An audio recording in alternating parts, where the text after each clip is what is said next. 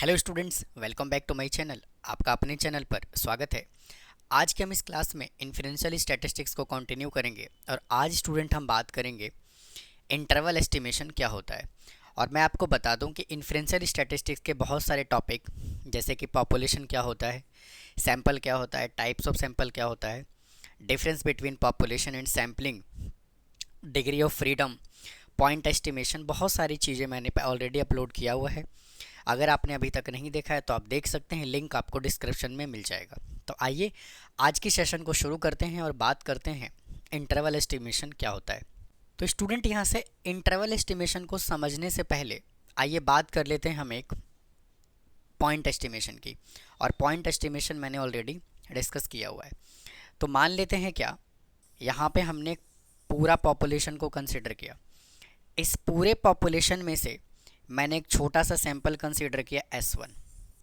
छोटा सा हमने सैंपल कंसीडर किया S1 और S1 में से हम मानते हैं ये कि टोटल 100 स्टूडेंटों का, यानी 100 पीपल का कह देते हैं, हमें वेट का एवरेज बताना है। तो 100 पीपल का जब वेट का एवरेज होगा तो वेट का एवरेज हम कैसे निकालेंगे भाई? 100 स्टूडेंटों का वेट हम यहाँ पे ऊपर लिखेंगे और divided by number of people या नंबर ऑफ़ स्टूडेंट, जो भी हमें लिखना है। तो यहाँ पे जो आंसर आता था वो किस में आता था? एक सिंगल एवरेज में आता था, एक सिंगल नंबर में आता था। तो इसको हम क्या कहते थे? Point estimation.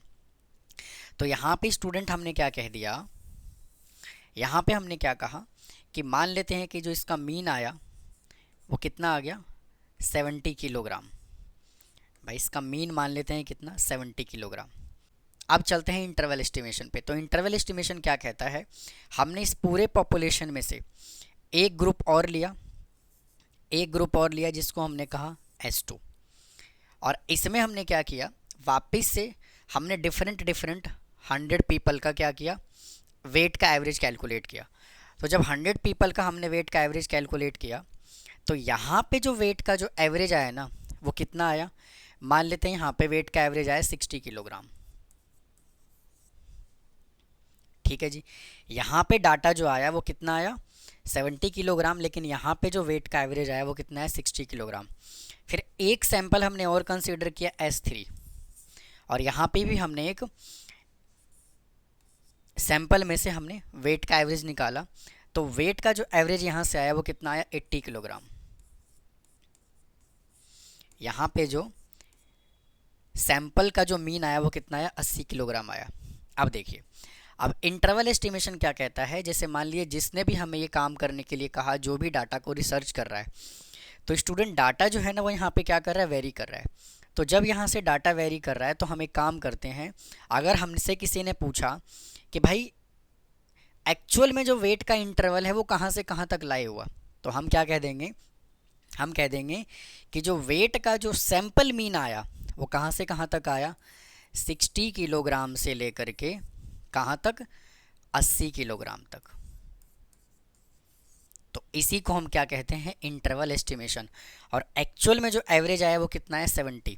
तो ये आ गया यहाँ से 70 किलोग्राम, कुछ इस तरह से। लेकिन अगर मैं इसको मैथमेटिकली डिफाइन करूँ तो यहाँ से स्टूडेंट जो पॉपुलेशन का जो मीन है वो कितना आया? U, और इसको मैं क्या कह देता हूँ? L। मतलब कहने का ये है कि L जो होगा वो क्या क्या कहलाएगा? लोअर लिमिट, और जो U है वो क्या कहलाएगा? Upper limit.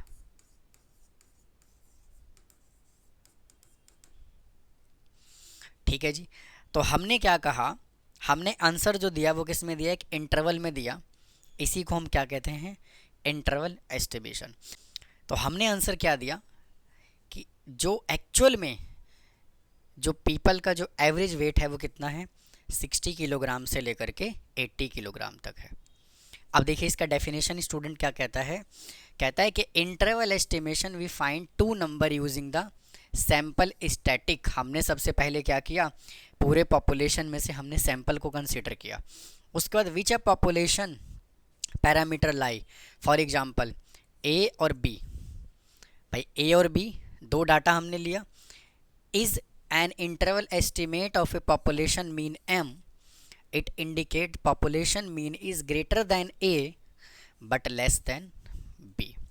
मतलब कि जो अपना पॉपुलेशन का यहाँ से मीन आया है वो ए से क्या है बड़ा। भाई चेक करो ना, ये जो हमने स्टार्टिंग में जो एवरेज लिया था वो ए से बड़ा है कि नहीं है, और बी से छोटा है कि नहीं है।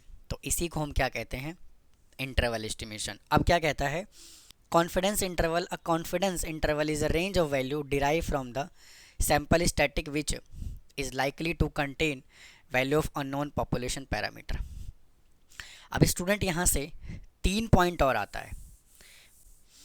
अब यहाँ से स्टूडेंट 3 पॉइंट और आता है। देखिए फर्स्ट पॉइंट क्या होगा, सबसे पहले हमें समझना है कॉन्फिडेंस लेवल क्या होता है, सैम्पल स्टैटिक और ये मार्जिन ऑफ एरर। इन तीनों का मतलब पहले हम एग्जाम्पल की हेल्प से समझते हैं, उसके बाद फिर हम वापस से डेफिनेशन पे चलेंगे। देखिए इन तीनों एग्जाम्पल को समझने के लिए मैं एक एग्जिट पोल कंसीडर कर लेता हूँ। भाई मैं जो एग्जाम्पल ले रहा हूँ वो किसका ले रहा हूँ, एग्जिट पोल। भाई मान लेते हैं कि एक पर्टिकुलर स्टेट में इलेक्शन हुआ, उस पर्टिकुलर स्टेट को हम ए से रिप्रेजेंट कर देते हैं। उस पर्टिकुलर स्टेट में क्या हुआ, इलेक्शन हुआ, और ये कहा गया कि भाई एक पर्टिकुलर पार्टी को, मान लेते हैं एक पर्टिकुलर पार्टी का नाम भी डाल देते हैं CDE। भाई एक पर्टिकुलर पार्टी है जिसको मैंने कह दिया CDE।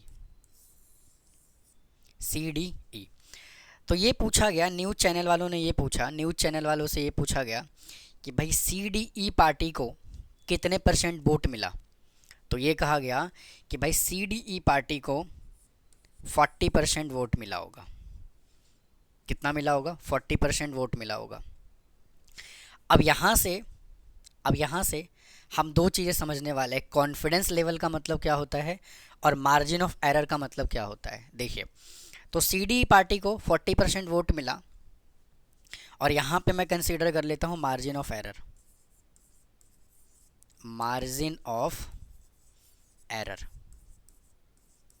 और इधर मैं कह देता हूँ कॉन्फिडेंस लेवल।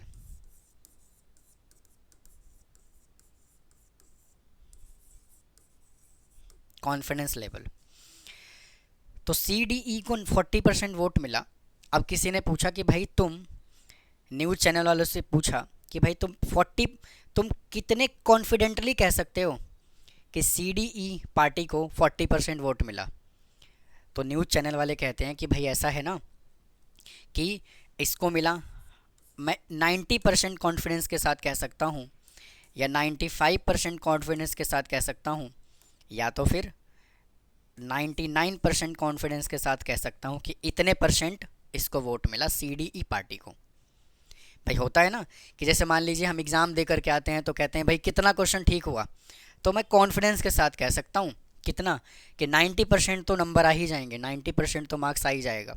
फिर किसी ने कहा कि भाई 95% तो आ ही जाएगा, फिर किसी ने कहा 99% तो मार्क्स आ ही जाएगा। तो इसको हम क्या कहते हैं, कॉन्फिडेंस लेवल। भाई करके तो पूरा पेपर आया हूँ, तो कितने % मार्क्स आएंगे, तो कॉन्फिडेंटली कह रहा है कि 95%, 99%।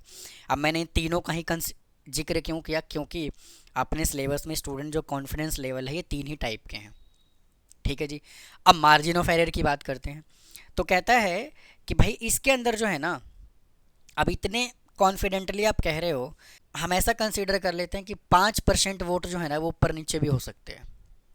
भाई मार्जिन ऑफ एरर भी लेकर के चलते हैं, तो क्या हुआ, कह लेते हैं 5% जो है ना वो मार्जिन ऑफ एरर लेके चलते हैं। तो एक्चुअल में इसका स्टूडेंट इंटरवल कितना बनेगा, अगर मैं मार्जिन ऑफ एरर अगर मैं कम की बात करूं, तो इसका मतलब ये है कि 35% से लेकर के, मतलब 40 में मैंने 5% माइनस कर दिया, और 40 में ही मैंने 5% ऐड कर दिया, इतना %। तो कहने का मतलब ये है कि उस पर्टिकुलर पार्टी को 35% से लेकर के 45% तक वोट मिला होगा।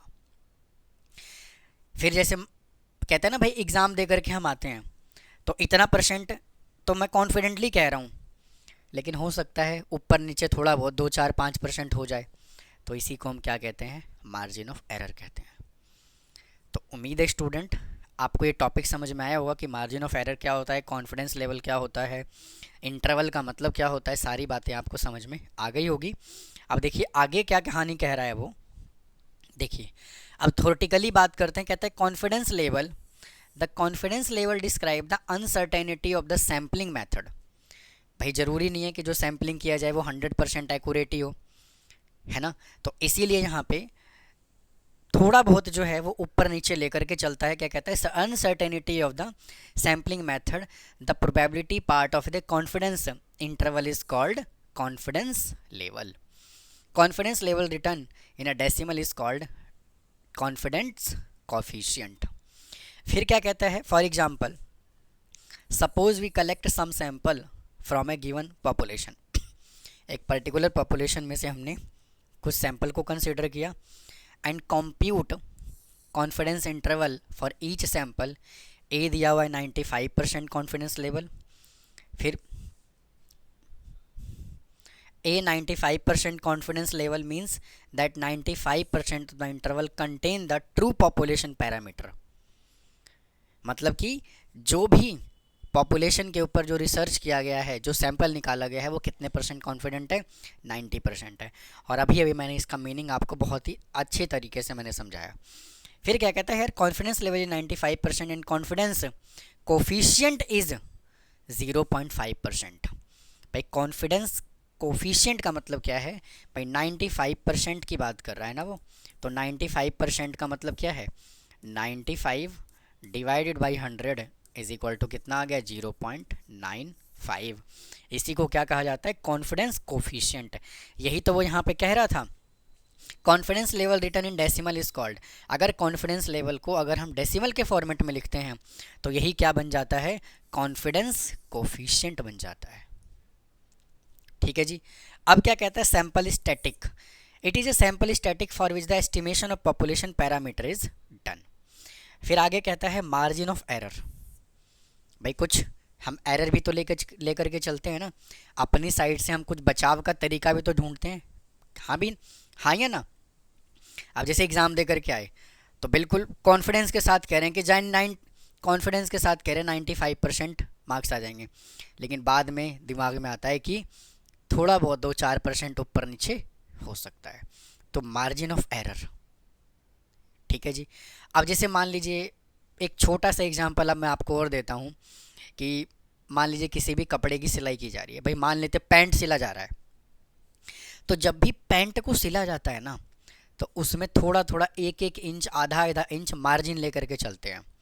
अब मार्जिन लेकर के क्यों चलते हैं भाई, किसी का साइज छोटा हो गया, किसी का साइज, मान लीजिए किसी का साइज छोटा हो गया, तो उस सिलाई को जो उसने सिलाई की है टेलर ने, उसको खोल करके थोड़ा बहुत ऊपर नीचे वो कर सकता है। सिमिलरली अगर मैं पैंट के बॉटम साइड की बात करूं तो वो ना फोल्ड किया हुआ होता है, तो फोल्ड किया हुआ इसीलिए होता है, थोड़ा बहुत अगर आधा इंच 2-3 इंच अगर ऊपर नीचे हो जाए तो हम उसको खोल करके बिल्कुल परफेक्ट साइज का बना सकते हैं। तो मार्जिन ऑफ एरर का मतलब अब आपको समझ में आ गया होगा।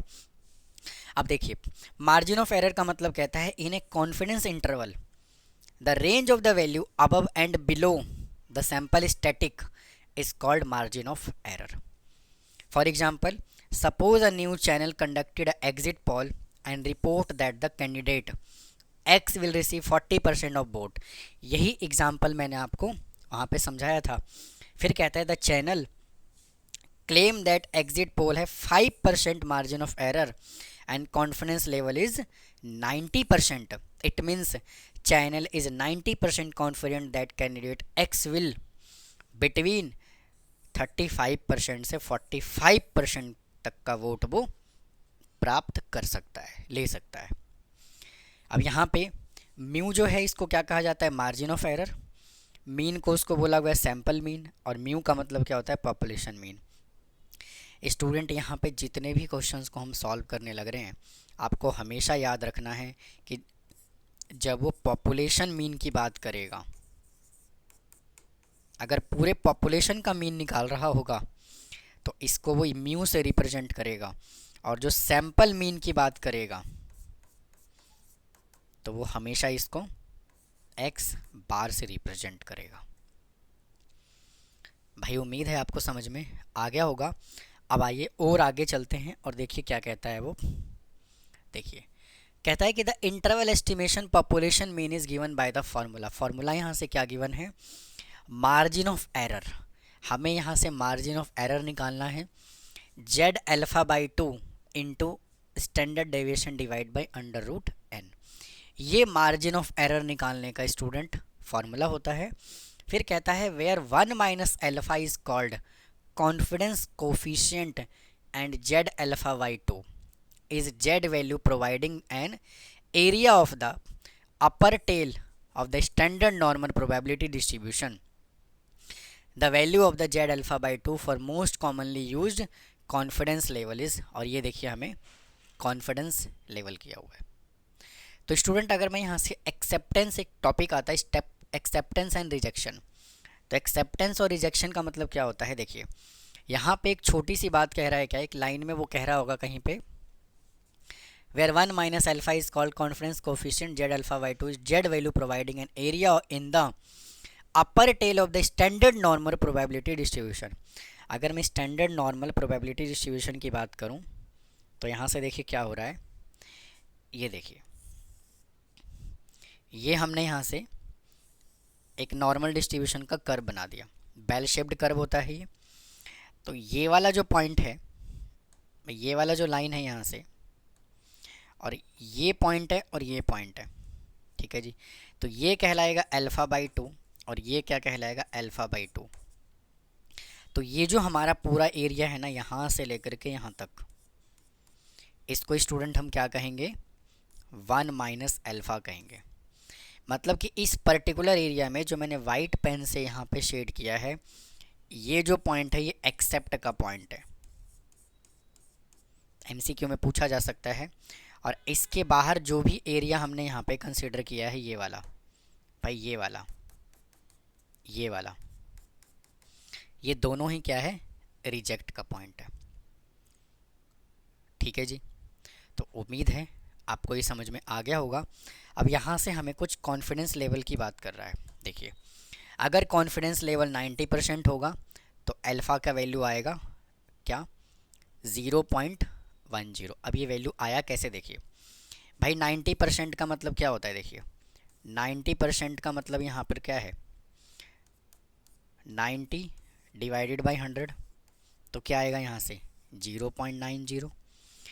और ये वैल्यू क्या गिवन है, 1 माइनस अल्फ़ा, तो ये अल्फ़ा ही तो है भाई, ये अल्फ़ा ही तो है। तो 1 माइनस अल्फ़ा का मतलब क्या है, 1 माइनस 0.90 इज इक्वल टू 0.10 आएगा कि नहीं आएगा, देखिए ये रहा।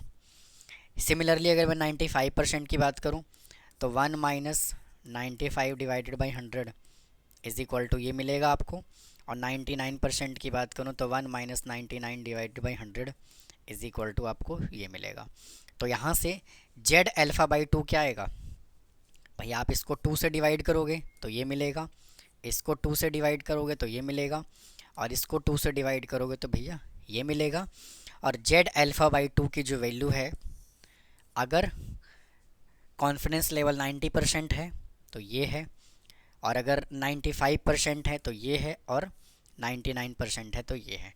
आपको ये वैल्यू डायरेक्ट लगाना है, बिल्कुल 90% है तो सीधा जेड अल्फ़ा बाई 2 ये, 95% है तो जेड अल्फ़ा बाई 2 ये, और 99% है तो जेड अल्फ़ा बाई 2 ये। तो ये थे student point estimation, interval estimation का डिटेल इंट्रोडक्शन, आपको समझ में आ गया होगा।